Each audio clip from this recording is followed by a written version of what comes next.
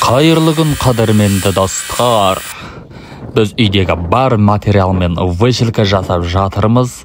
Өздеріңіз білетіндей барлық үй жағдайындағы материалдарымыз өртеніп кетті. Сол үшін осыны жаңа үй салып болғанша осыны қолдана тұратын боламыз. Видеомыз лайкқа лайықты болса, аябай басып кетіңіздер. Арнаға тіркеліп, қазақ тілді арнаны қолдауды ұмытпаңыздар.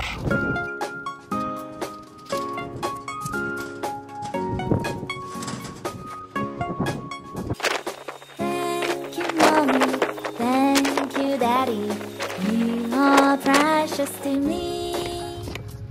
Thank you, brother. Thank you, Peanut. I love you all for sure.